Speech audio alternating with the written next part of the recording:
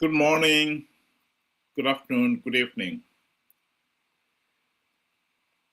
The Constitutional Amendment Bill number 3, CAB3, was passed by the MPs with an overwhelming majority, went to the Senate, and they too in turn passed it with an overwhelming majority. And Mnangagwa has since signed it into law. What I find really disappointing here is, first of all, I know that this constitutional amendment bill is making a bad situation even worse. Zimbabwe was a de facto one-party state. We are a failed nation because for the last 46 years, we've been stuck with the same corrupt, incompetent, and tyrannical ZANU-PF dictatorship. This constitutional amendment bill seeks to give the regime even more dictatorial powers. I am disappointed with that. But I'm even more disappointed to note that this situation could and should have been avoided.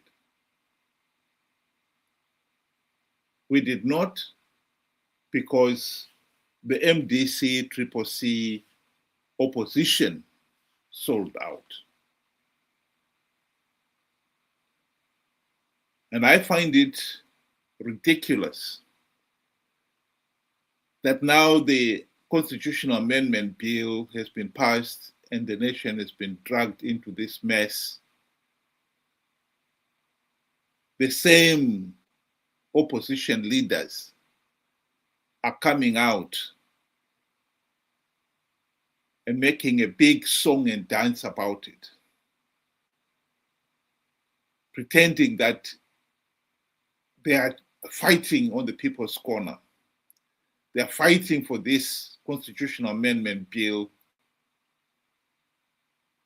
to be brought down. Ben, welcome to the program. Good day to you and good day to our viewers. Thank you for joining us. You know, we cannot say that the likes of Fadzai Mahere and her, CCC colleagues are ignorant and outright dumb. We cannot say that. I believe that they are doing this deliberately. They are constantly manipulating those that cannot understand or those that are easily, convinced that they are fighting in their corner.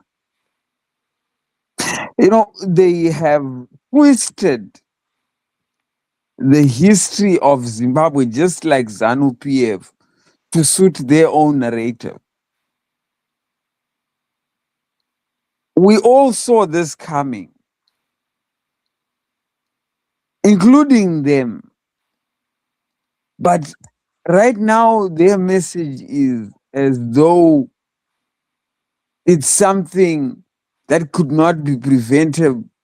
It's something that they tried to fight and have failed. They create this illusion that they are fighting for the people. And unfortunately, millions of Zimbabweans will come out and actually praise her to say, she's doing her best. And Wilbert, the first thing that comes to my mind is, that cartoon that, animation that you have where a leg has been broken, deliberately broken, only for the same person that had their leg broken to be cheering and clapping hands because they got a wheelchair. This is exactly how we are being manipulated. We are not being helped. If a situation that could have been, stopped, wasn't stopped, and now got us into this mess, and now got us without a leg. And in Zimbabwe's case, now we don't have both legs. The likes of Fadzai Mahere are not helping Zimbabwe. They are simply manipulating so that the story continues and they become more and more relevant. Period. Well, in a message in this particular case, is really focused on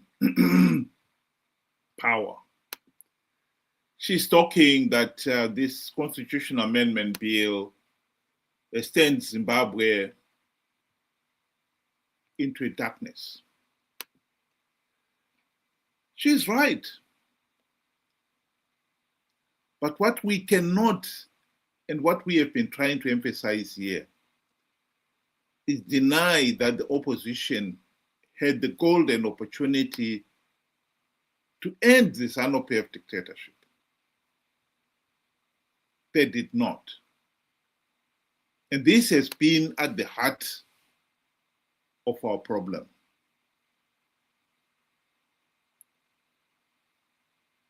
We had the golden opportunity to implement the democratic reforms, and we did not. You cannot keep on participating in flawed elections out of greed, and all you care about is to have your share of the spoils of power. The opposition have been participating in these flawed elections out of greed, including Fadzai Mahere herself. Indeed, one has got to look at her posting here. She makes it very clear the region is not prepared for a colossal wave of immigration that is going to follow the passing of this CAB3, she says. We need new leaders. That says it all. That is what really this is all about. She's only seeing the passing of this CAB3 as an opportunity to campaign for her own election into office.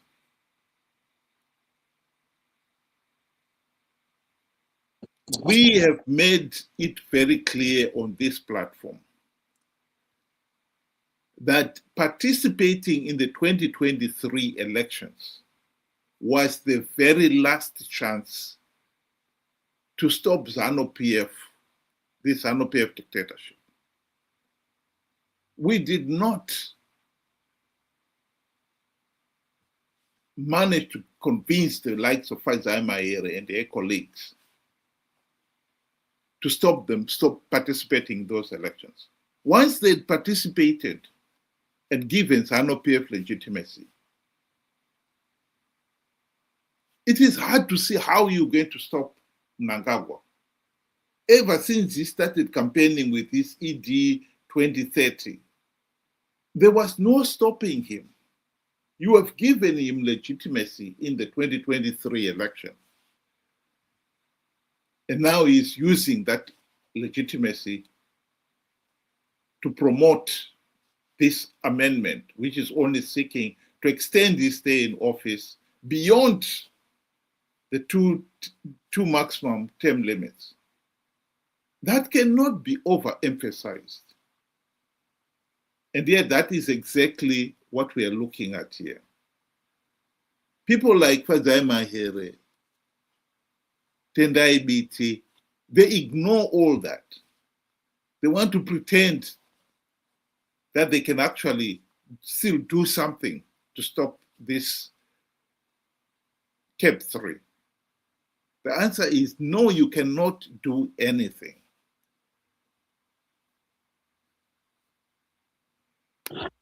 Just after the 2023 elections, we got, various reports from all the observer missions that had come to invigilate our elections. And with one voice, they all stated that our elections were flawed and illegal. They did not measure up to set international standards. They did not even meet up to the SADC requirements. They did not meet up to the constitutional requirements. This was said by SADC, AU, and all other international observers. Now, here is Fadzai Mahere saying that before they can even spell or say the word dictatorship, things would happen. And my point is, they already said that by telling you in their reports. And when they spoke about this, they went ahead an extra mile by calling out for an extraordinary summit to discuss the problem of rigged elections in Zimbabwe. And whilst they were still discussing, the same opposition, Fadzai Mahere included, was getting sworn in as MP from an election that she knew very well was biased, was rigged, and was flawed, and illegal too. So you cannot pretend that the international community was quiet and you're waiting for them to spell the word dictatorship. They knew, they told you, they wanted to do something about it. But you went and gave legitimacy to ZANU-PF by saying, I understand that this election is a true reflection of the people, and I am part of it, and I have won my seat. That is what she did and her friends. And then SADC could not go any further because the will of the opposition and ZANU-PF was done. There was agreement between the two. It is very sad that you find that there are millions of Zimbabweans who actually think that by somebody opening their mouth and running a few nice words of support, of being on your side, means that they're actually part of you. They are doing it for you. Wake up, Zimbabweans. This is not for you. These are manipulators, these are gangsters, these are thugs that are pretending that they are fighting in your corner whilst they are enriching themselves in the dark, in the night. Well, here is an opposition leader, Margaret Dongo, speaking on this very issue of the opposition participating in a flawed election, knowing fully well that the process is flawed, and knowing fully well that by participating, they are giving ZANU-PF legitimacy. You asked me a very good question. You were in the Central Committee. You were a member of Parliament. You were this and that. Why are you feeling the pinch? It's because, I didn't believe in corruption. I'm not a selfish person. I'm a selfless person. And I'm like a social worker. You know, politics is not a business. This is what I want to remind most of our MPs and other people. Do you think they look at it as a business? Yes, they look at it as a business because they look at it as a business seriously. Because the moment they go, business and employment creation, because if they go to parliament, you are employed. You get a car, you get a stable salary, and you are paid until your term is over. Already you are employed. If you are out, you're out of employment. If you serve 2 terms, you get a pension? This German steel trimmer blade replaces every nylon spool on the market and never breaks on contact with rocks, roots, or fence posts. You get a pension. Then already, this is why people kill in politics. They kill to be in parliament. This is why we have violence in this country, because there is no employment. The only employment which is there is in politics. There is no other outside employment. So for them, a very good example is, look at what happened to CCC, the Triple C party. Have a look. When they lost, when they said they were rigged, what I expected from them, I expected all parliamentarians to say, we are not going to go to participate in a rigged system. And we are not going to sit in a rigged parliament. Because the elections have been rigged. So all of us were not going to parliament. Imagine what could have happened. We could have gone into new elections. There's no way ZANU-PF was going to rule alone. You think so? Yes. Do they care? Caring or not caring, the public would have forced them, because the majority of the people would want representation in parliament. But they went anyway? But they went. They realized that, you know, you heard them complain, I used my own money to be in parliament. But what about me who have voted for you? What Margaret Dongo is saying there is very true. The problem with our politics is that it has reached a level now where those in positions of power look at it only in terms of their own selfish needs. Public office is now being seen as your ticket to a free meal. That culture has to end if we are ever going to change Zimbabwe. Of course, tyrants like Mugabe and now Mnangagwa realize that. They realize the opposition leaders can be bribed. Not only opposition, by the way, ZANU-PF leaders is the same thing. You bribe them and they'll do whatever you want. And so we have now a situation where Parliament is there to serve the interests of the dictator and his cronies, because they are able to bribe them. The opposition leaders were bribed during the GNU. That is why they failed to implement even one token reform. And that culture has carried on. Fadzai Mahere was one of the Triple C leaders who contested in 2018 elections and then in 2023 elections.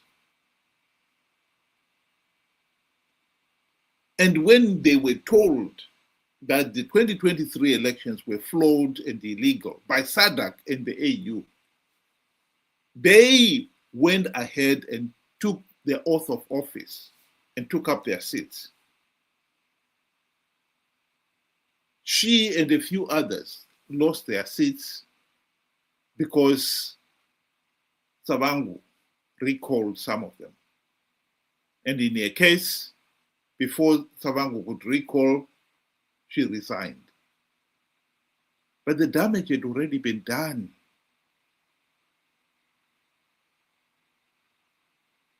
This is something that the ordinary Zimbabweans out there have to understand.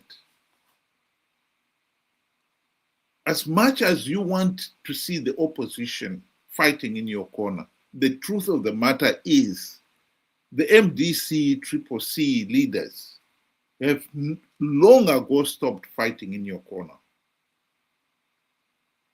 They've been participating in these flawed elections, knowing fully well that the process is flawed, knowing fully well that by participating they give ZANU-PF legitimacy, but they've gone ahead and continue to participate out of greed. MDC CCC leaders are ZANU-PF Team B in all but name. They've been participating in flawed elections to make sure that ZANU-PF Team A wins and has legitimacy. Those are not the actions of people who are fighting in your corner. The greatest disappointment for some of us is the fact that Zimbabweans have been so slow in picking that up. MDC CCC leaders have failed to implement even one token reform in 26 years of being on the political platform. What else do they have to do to convince you that all they care about is getting into power so that they could have their share of the spoils? The likes of Mahere is making a big song and dance about this CAB3 because she's desperate to get back into office, into power. And CAB3 is just another opportunity for her to shout and scream so that the people can hear her, and the next election, hopefully, she can be elected again, back into office. She will participate in the next election, regardless how flawed and illegal the process gets. Because all she wants is a share of the spoils of power. And tyrants like Mugabe and Mnangagwa understand that. As long as they're able to give a few gravitrine seats to entice the opposition to participate, they will participate and give the process legitimacy. That point cannot be overemphasized. We cannot break this cycle as long as we have got opposition leaders who, while they want to get into power, pretend they're fighting in your corner. And yet, all they want to do is con you to participate to give ZANU-PF legitimacy and perpetuate the dictatorship. This is not rocket science. Why Zimbabweans have failed to see that for themselves, even now, beggars belief. Ben, do you want to give your final remarks?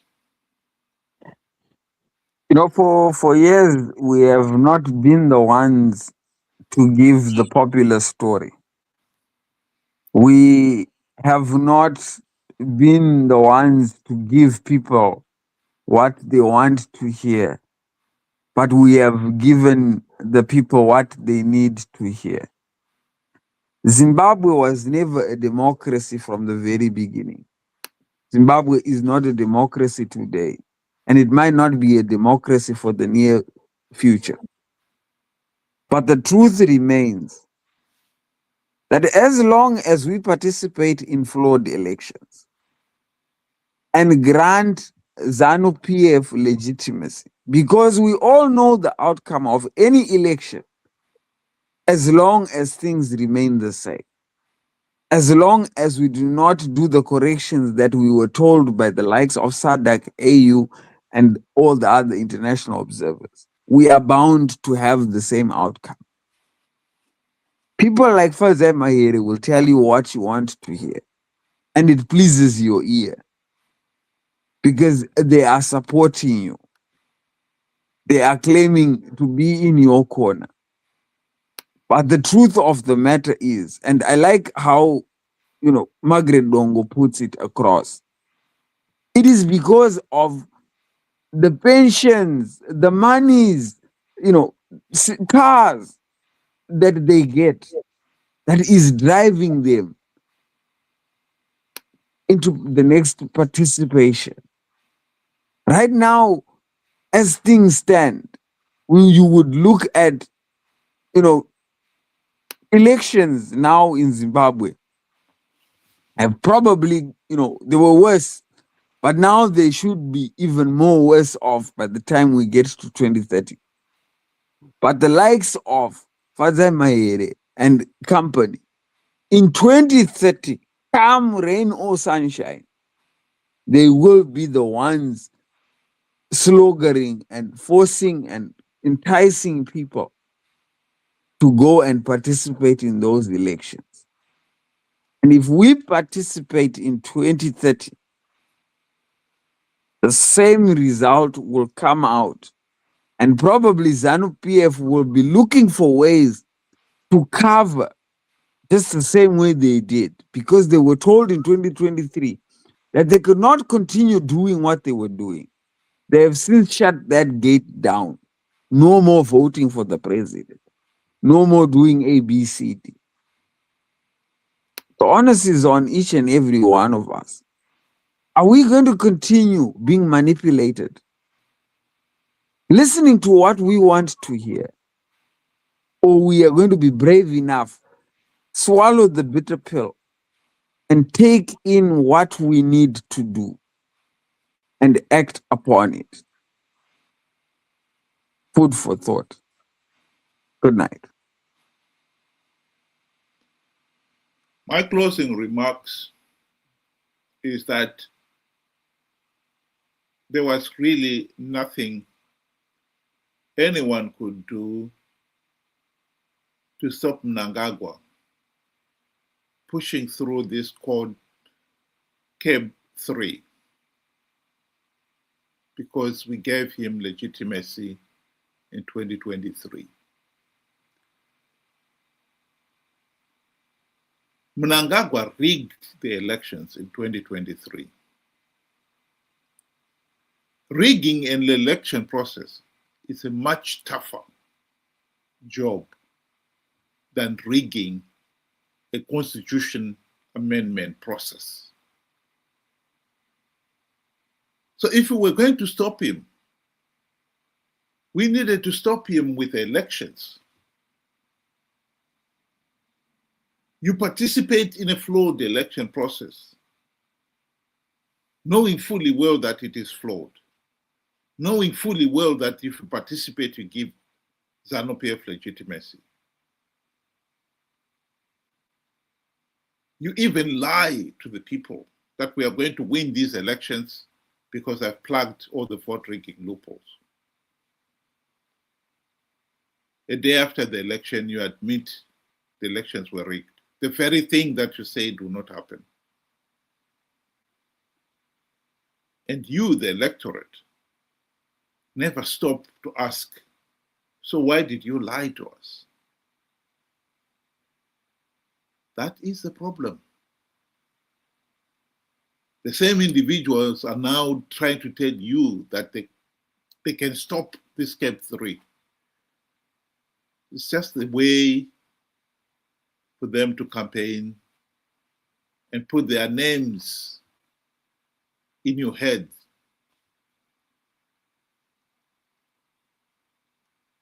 When they say we need new leaders, what they actually mean is not so much changing the regime,